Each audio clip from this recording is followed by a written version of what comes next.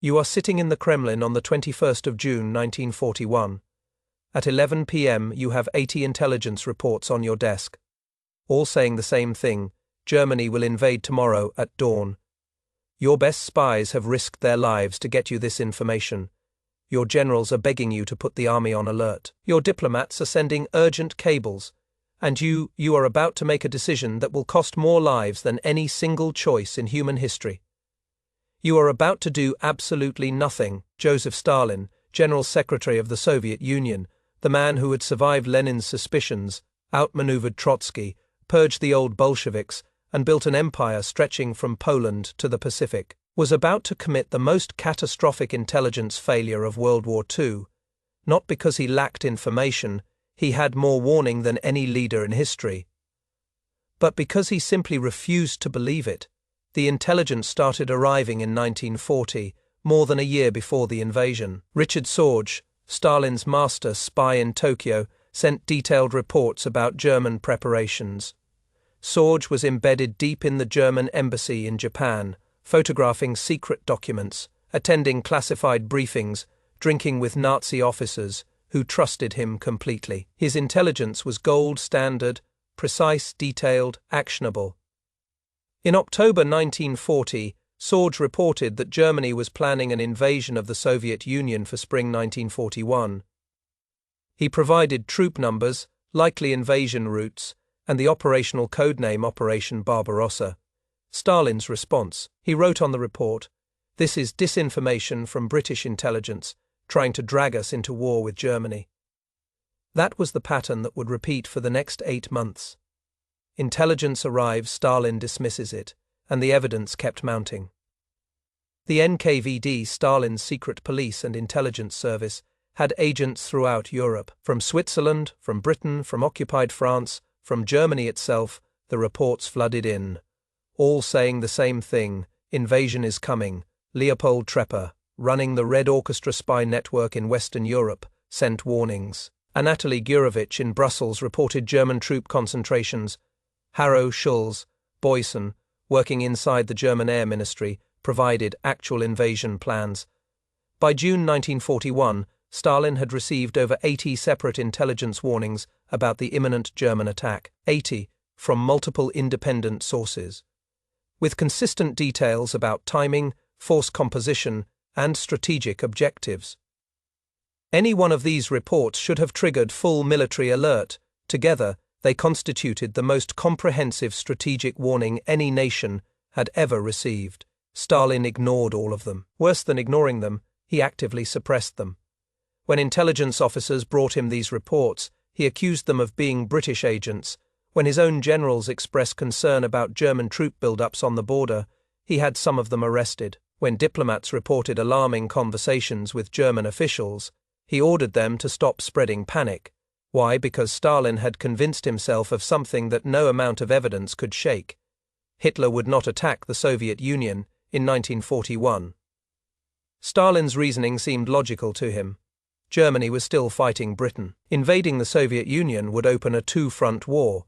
The same mistake that had destroyed Germany in World War I. Hitler was many things. But he wasn't stupid. He wouldn't make that error. Therefore, Stalin concluded, all intelligence suggesting an imminent invasion must be British disinformation designed to provoke a Soviet-German war that would benefit Britain. The British wanted Germany and the Soviet Union to destroy each other. These warnings were obvious provocations that Stalin was too clever to fall for. This wasn't just Stalin being paranoid. Well, it was partly paranoia. Stalin was deeply paranoid.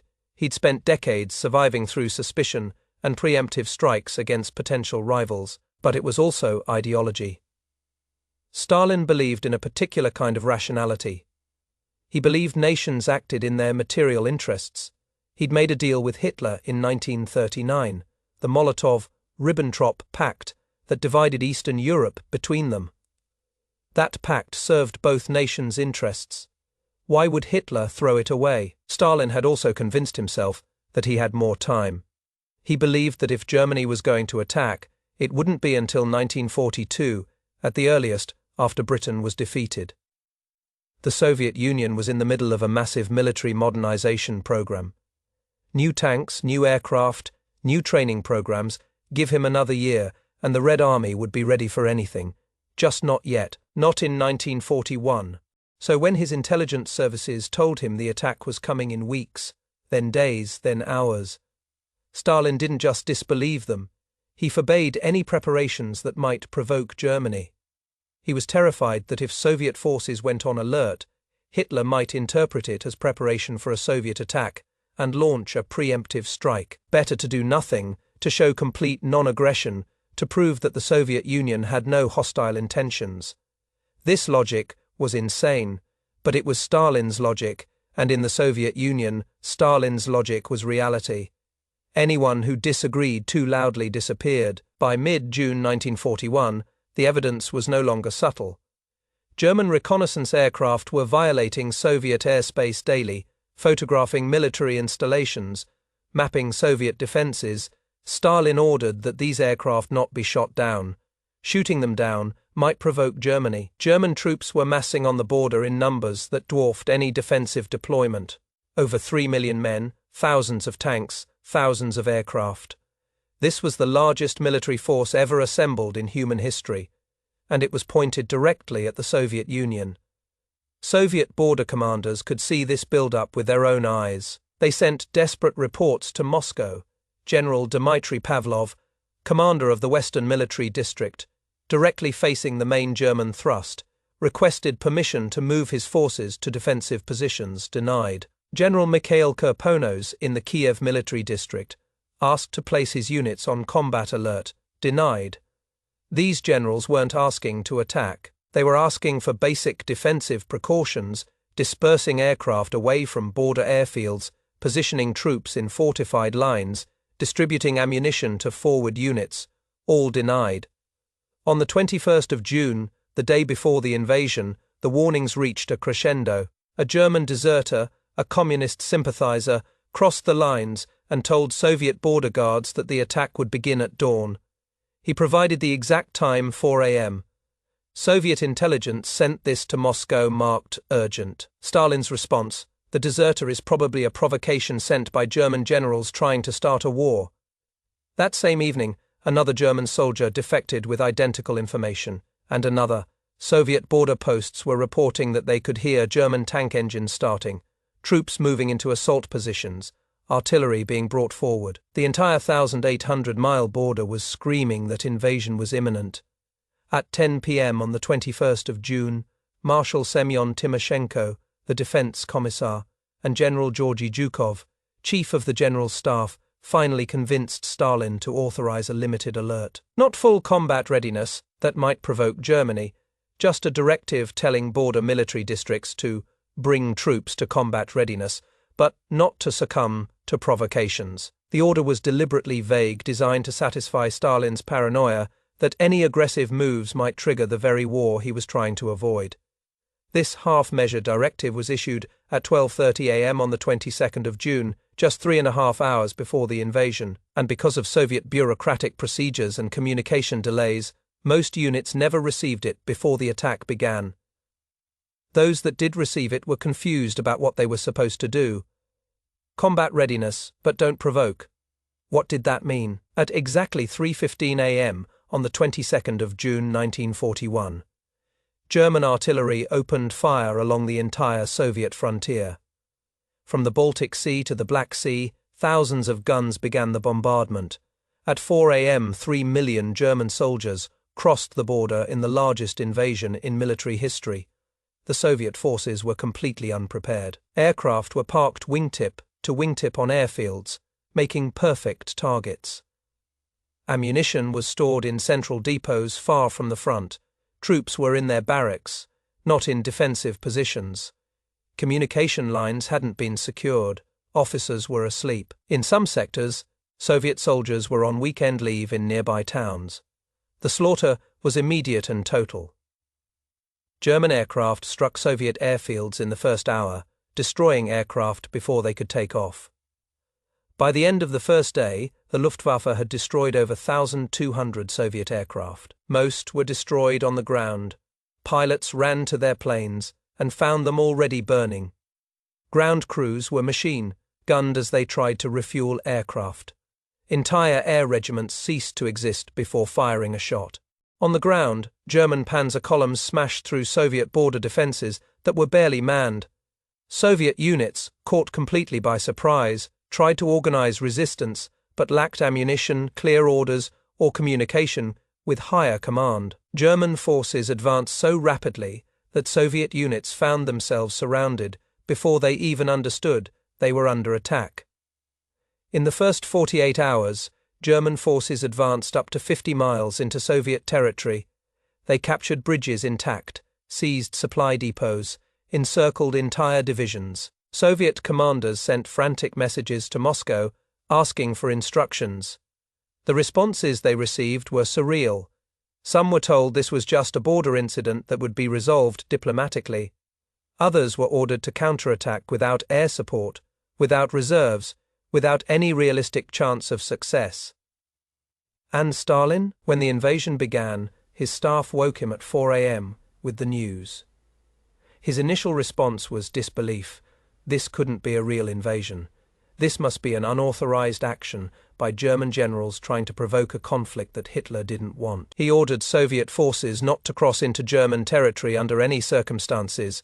He was still worried about provoking a war that had already started. By mid-morning on the 22nd of June, as reports of the catastrophe flooded in, Stalin finally had to accept reality. Germany had invaded. His intelligence services had been right. His generals had been right, and he had been catastrophically wrong. The psychological impact on Stalin was immediate and devastating. He had built his entire political career on being right, on seeing things others missed, on paranoid vigilance that kept him ahead of enemies, and he had missed the most obvious, most well-documented threat in history. Stalin suffered what witnesses described as a nervous breakdown.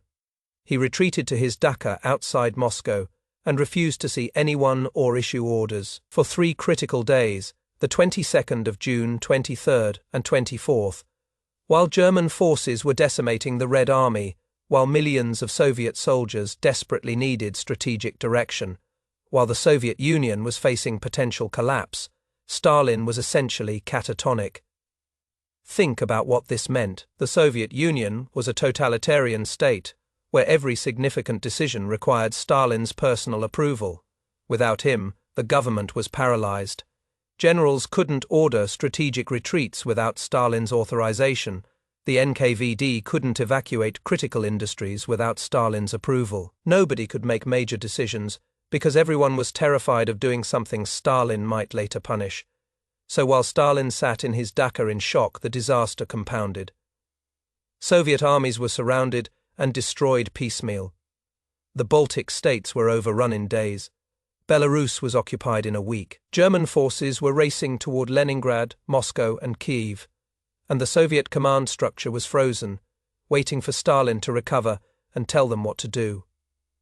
On the 25th of June, Stalin's Politburo colleagues finally went to his dacha to convince him to return. Stalin reportedly expected them to arrest him. He'd failed so catastrophically that he assumed they were coming to remove him from power. Instead, they begged him to come back and take command. The country needed him. Only he could rally the Soviet people. Only he could organize the defense.